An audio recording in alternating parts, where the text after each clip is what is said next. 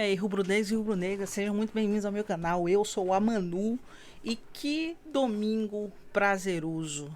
Domingo passado a gente foi dormir pé da vida, só que esse domingo não. Esse domingo vai dar 10 horas, jogo de 7h30. Bom, pelo menos não foi tarde, né? Dessa vez não foi tarde.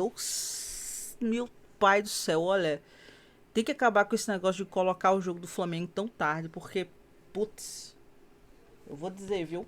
Eu que acordo bem cedo, tá acabando comigo esse negócio de colocar jogo tarde da noite. Bom, o Flamengo ganhou de 1-0 do Grêmio e podia ter sido mais. Podia ter sido mais. Mas ele foi a campo com o Rossi, foi a campo com o que tinha de melhor. Com que o Leonardo Jardim tinha de melhor a mão que ele poderia colocar, né? Que foi o Rossi, o Varela, o Léo Ortiz, o Léo Pereira e o Ayrton Lucas, né? O Ayrton Lucas, ele saiu, foi substituído porque foi machucado, né? Assim como o Plata também foi substituído, mas seria uma substituição normal, mas ele saiu sentido também, né? E aí veio com o Everton Araújo e o Jorginho. Ambos levaram o terceiro cartão amarelo, estão de fora do próximo jogo contra o Atlético Paranaense. E aí isso me preocupa. Por quê? Porque o Everton Araújo, ele é muito seguro defensivamente e ele chega para organizar defensivamente. E o Jorginho, que partida de gala do Jorginho hoje, viu? Misericórdia, o Jorginho naquele meio de campo, o que ele entrega de controle do meio de campo é impressionante. Quando ele está atuando no meio de campo, ele é o dono. E aí, um dos motivos pelos quais também o Flamengo tomou o empate do Vasco naquele último jogo foi porque o Jorginho foi substituído. E nós perdemos o meio de campo. A gente não conseguiu mais progredir. A gente não conseguiu mais ter o controle. E o Jorginho, ele é o grande maestro. Então, perdê-lo dessa forma, né? Deixa a gente muito preocupado. Porque a gente tá sem o Paquetá. A gente tá sem o Arrascaeta. Aí a gente perdeu os dois volantes. E aí? O que a gente vai fazer? Né? Essa é a grande questão. Para mim, isso aí vai ser muito ruim, porque apesar da gente ter ali o Dela Cruz e o Saul, né? A gente sabe que o Dela Cruz não está na sua melhor forma, né? E se eu não me engano, o campo do Atlético Paranaense é sabor campo, né? É de plástico, né? E a gente sabe que o Dela Cruz, ele não joga em campo de plástico, se eu não me engano. O estádio do Atlético Paranaense é sintético.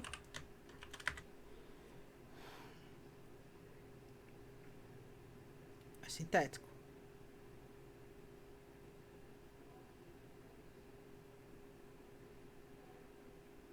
Quer ver?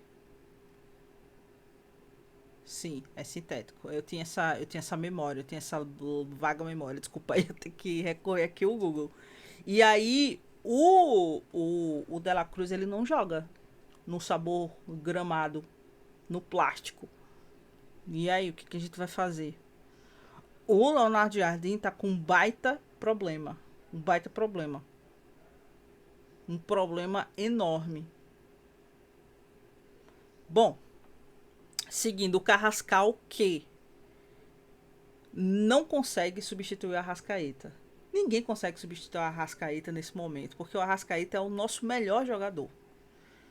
Né? É o jogador mais decisivo que a gente tem ali. E depois a gente tem o Pedro. Mas ele é o jogador mais decisivo que a gente tem. E aí o Carrascal tentou, né? E aí finalmente ele perdeu um gol. Ele perdeu um gol.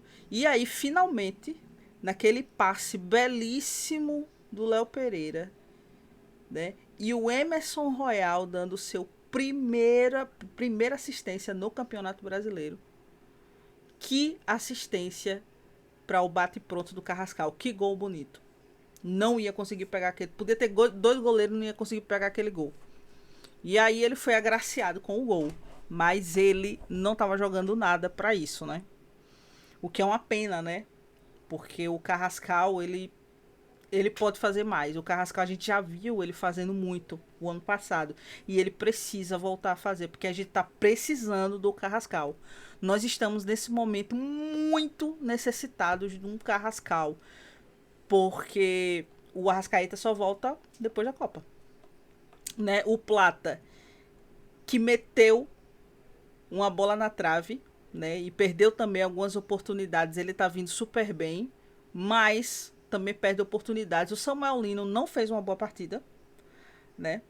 Ele conseguia sustentar um ataque ou outro ali, mas né, ele foi muito abaixo do que ele vem sendo, né? E o Pedro tentou fazer pivô, tentou muito, ele chegou ali a tentar, né, no meio do campo, né, enfim, pegar a bola, dar um passe para correr mas também não teve grandes chances, né? E aí a impressão que a gente teve, que a gente tem e que a gente vem tendo vários nos últimos jogos do Flamengo é que o Flamengo perde 379 gols de 1 milhão de chances num ataque, de 1 milhão de passes, e a gente não consegue converter. Foram 2 bolas na trave, foram defesas do goleiro do Grêmio, e a gente não conseguiu converter. Era pra gente ter feito pelo menos uns 3 ou 4 gols. E a gente não conseguiu fazer isso. E isso pra mim é muito preocupante. Porque o Grêmio jogou porcaria nenhuma. Teve um contra-ataque ali, um contra-ataque aqui. O Rossi quase entrega a paçoca, né, ali no primeiro tempo com aquela pataquada. Aquela indecisão. Deixou a bola escapar, quase se lasca. Quase que a gente toma aquele gol. Bom, enfim. E aí eu vou mostrar uma coisa pra vocês. Sem olhar pro placar, quando a gente vê essas estatísticas, posse de bola 68-32, os gols esperados foram 3. Olha aqui, 3. Pra mim eram uns 3 ou 4 gols. Grandes chances, que foram chances realmente ali que eram pra ter sido gols, né? 3. Só 2 foram na trave, né? Ainda teve mais 2 chutes ali, um chute muito, muito bom do Everton Araújo. Finalizações, foram 20 finalizações. O goleiro deles fez 4 defesas, 6 escanteios, 733 passes, 14 desarmes. Quando você vê isso aqui, você não para e olha e fala assim: esse time deve ter feito uns 3 ou 4 gols, mas a gente só fez um. E pra mim, pouco importa. Eu quero os 3 pontos. Seja por 1 gol de diferença, ou seja por 10 gols de diferença. Eu não me importo. Tá? Se bem que saldo de gols é importante. Mas o Flamengo tá indo muito bem no ataque. Então, assim, nesse momento eu não me importo. Veio os 3 pontos. O Palmeiras empatou com o Remo. O Varmeiras, né? Ali na base do VAR, na base do coleguismo, né, com a arbitragem que o Palmeiras tem, empatou 1-1 com o Remo. O Remo foi assaltado. E aí quando tu vê que semana passada o Flamengo poderia ter ganhado do Vasco e fez 1-0 agora aqui no Grêmio, mas assim, a gente sabe que o Flamengo ele também tá com um bocado de jogador no departamento médico. Tem jogador que tava suspenso e agora a gente tem mais 2 jogadores super importantes que não vão conseguir participar da próxima partida. Né? O Dela Cruz, que não joga sintético. A gente tá sem o Arrascaeta, né? A gente tá sem o Paquetá. Só a nossa zaga que tá completinha. Nossa zaga está completinha. E mesmo assim o Léo Ortiz ainda dá umas cambaleadas, mas hoje ele foi mais consistente. O Léo Pereira não preciso nem dizer, né?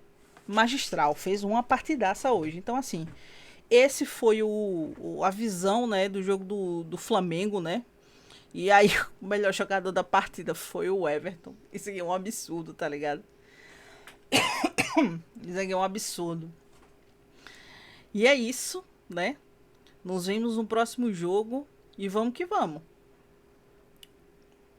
Vamos torcer e vamos esperar que o Flamengo consiga converter essas chances de gol realmente em gols. E é isso, vamos dormir que nem menininho, que nem bebê, que nem anjinho hoje com a vitória do nosso Mengão, perseguindo aí a primeira posição do Campeonato Brasileiro. E é isso, muito obrigado por estarem aqui e até a próxima Saudações Rubro-Negras. Tchau.